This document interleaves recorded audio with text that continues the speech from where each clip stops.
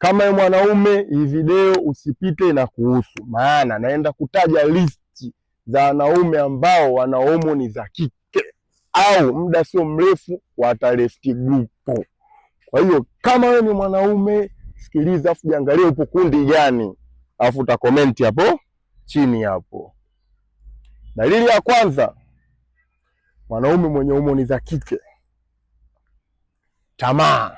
Yaani unakuta mwanaume mzima, lijali tunakuamini, unatamaa vitu vizuri, unatamaa na gari kali, unatamaa kila kitu, leo unataka hela, yani ndio tunataka hela, lakini hufanyi kazi yoyote. Huyo wa kwanza.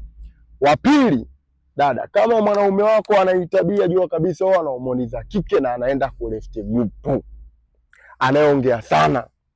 Mwanaume lijali kabisa atakiwi kuwa anaongea sana, yani anabidi awe mtu action kuliko kuongea. Kama mwanaume wako anaongea sana, jua kabisa huyo ana dalili za kike au ana homoni za kike.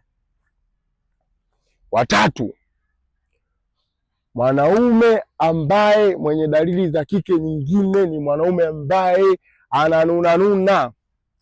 Mwanaume ni watu ambao wamenyooka, lakini mwanaume akiwa ananunanuna, huyo ana homoni za kike, kwa sababu mambo ya kununanuna, kudekadeka ni mambo ya wanawake.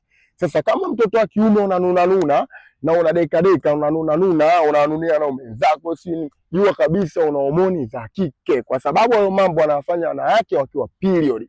Unakuta wanawake wananunanuna, wanadekadeka, unakuta wana visiani, lakini mtoto wa kiume uko na kisiani, uko unanunanuna, jua kabisa una homoni za kike. Sasa basi, nimetaja tatu. Najua nyingine hizo mtazimalizia nyinyi kwenye komenti, niambie hapo. Mwanaume mwenye homoni za kike anakuwaje? Komenti hapo, share video, afu niambie. Usisahau kufollow.